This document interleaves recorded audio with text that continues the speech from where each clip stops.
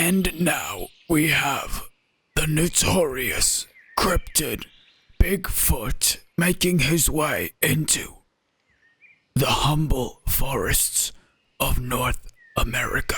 Bigfoot is one of the most notorious cryptids known in North America. I mean, this guy's been talked about a lot, okay? Or girl. I'm not assuming. I want to be respectful. But they've been spoken about a lot, okay? I figured I'd talk about it a little bit too, add my 2 cents to the equation. There are virtually endless amounts of content pertaining to this creature, whether it's movies and TV, even video games, which is kind of awesome. But they have genuinely been mentioned in almost every facet of pop culture. I mean, to think that all of this started off of this footage that is ancient at this point, who would have thought? Some furry trailblazer really led to this creature. Now, I know the first thing that people will say is, well, where is the evidence of this creature? You know, where's the proof of it? Unless I see it, I don't believe it. And me personally, I was already sold that it existed based on some of these images. I mean, you can see clear as day that obviously this has been photographed and is documented proof that this thing is wandering around our woods. We need to find out where is the foot himself, or herself, or themselves. I'm gonna keep doing that. Moving on. Some would make claims saying that the images available to us online are doctored. Fakes. A guy in a gorilla suit. No way. No, that cannot be. And honestly, let's be real. The news would never lie to us. So obviously, if they're doing coverage on Bigfoot's existence, it has to be real and true, right? And despite the wide array of evidence that's available online to view of Bigfoot's existence, right? The evidence that this creature is out and about, there still doesn't happen to be any crystal clear evidence or video that was taken of the creature. You know, that also tends to be the case for aliens and ghosts. Must be coincidence. So with such heated, angry, you know, like choking each other types of debate over this creature's existence, it was necessary to bring in the professionals. It was necessary to bring in the experts, to bring truth, to shine a light on what is really happening amongst the woods, the wilderness, the places where we go to camp, we go to spend a holiday. We might just be running into a Bigfoot, you know what I mean? It's kind of important that we bring in people that know what they're talking about. And who better than some of these professional Bigfoot and Sasquatch hunters?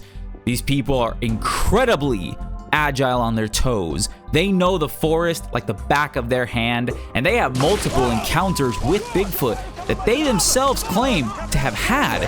Kind of incredible stuff if you think about it, given that there's also so many seasons and episodes. I mean, man, must take a while for them to actually track down Bigfoot. But you know what? At least we get to follow them along the journey. And I would say that's well worth my investment. Many individuals from all walks of life have claimed to have encountered the Bigfoot. I don't know nothing on earth that makes that noise. I know it's there. Tim Peeler swears he had an encounter with one of the most legendary beasts in history. It scared me. Sergeant Mark Self, as a Cleveland County deputy, didn't see the creature this time. There was a 8 to 10 foot hairy man looking person. You know, up close and personal, really dangerous encounters with the beasts. I say plural, beasts. As in, there might be more than one that we just don't know about. I mean, there could be big feet everywhere.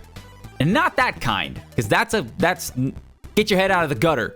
Despite these claims not being verifiable, you can refer back to the previous problem of nobody documenting it or having a modern day smartphone to do it. Sure, that's a valid excuse, why not? Those that do claim that they ran into the creature are absolutely dead set on its existence. You cannot shake them from their position. They are sure as that they encountered this animal or this being. I don't really know. Nobody really knows, I guess. Except the experts. They know for sure. Just give them a couple more seasons, a couple more episodes, and they will have the answer, okay? I mean, if you think about it, based on accounts like that, the possibility that you, me, we could run into Bigfoot at any time, a Sasquatch, while we're running around in the forest. Camping, I guess. I don't really go camping all that much. I had a traumatic experience going camping. That's a different video, probably. But the point is, I don't go camping very often. I guess if you do, be careful. I don't want a Sasquatch to eat you guys. It would probably be a bear or something, but whatever. Anyways, and I would definitely say, with some of these accounts, it's pretty hard not to believe them. I mean, they seem trustworthy. They don't seem like they're trying to get attention and fame and glamour by lying about something so overtly. Something that's not verifiable or true either way. Surely not. So it seems like when it's all said and done, this creature, the Sasquatch, continues to just be a mystery, an unknown, a terror that has yet to be proven false or real. And to some, that's all they need to be able to confirm in their heads that what they saw in the forest that day was the beast, was the Sasquatch, I mean, what else could it have been? A wild animal? A homeless person that was hairy? A non-homeless person that was hairy? I don't know. There's a lot of hairy people out there. Strong believers and opposers continue to this day to debate heatedly, going back and forth about whether it exists or not. And I mean, I would make the argument that, yeah, life is a little bit more exciting if you want to look at it from the perspective that there's a Sasquatch out there. There are aliens. There's lower grocery prices. All these things are absolute myths and can't be possible, right? Unless we believe really hard. But honestly, and I hate to be the bearer of bad news, in my opinion, there can't possibly be a Sasquatch or a Bigfoot out there, okay? Or at least not one within the United States.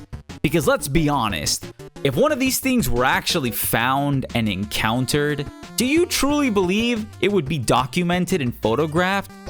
No. The first thing they would do is shoot that, put it onto a truck, and take it back with them. You really think an American is gonna stand there and just observe peacefully?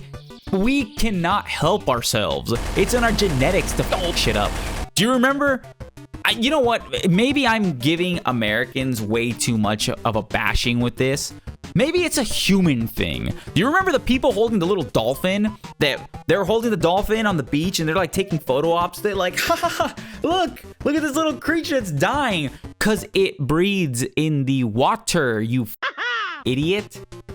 Anyways, let's just assume that even if there was a Bigfoot and it's not in the United States, with all the deforestation, they 1000% would have dolled up Bigfoot's little grotto that he had going on. Like that whole Shrek little, like the little hill that he has with the little mountain and everything. Yeah, fat f***ing chance. Bring in the excavators that are destroying everything and chopping down the trees. I'm sorry to be the bearer of bad news. Hate to dampen the mood, but that's just humans being humans, okay? Greed. The real fear here is greed. I don't know. Anyways, I just felt like talking about Bigfoot. I thought it was an interesting topic, and I do find it fascinating how there's a segment of the population that will convince themselves of something. Something will become absolutely, undisputably true in their head, and you cannot shake them from their beliefs. And that goes beyond Bigfoot or Sasquatches. Yeah. Bye. Have a great day, guys. Stay safe. Eat a nice treat. Have a nice ice cream. Treat yourself. You deserve it, kings or queens or whatever you are. Later.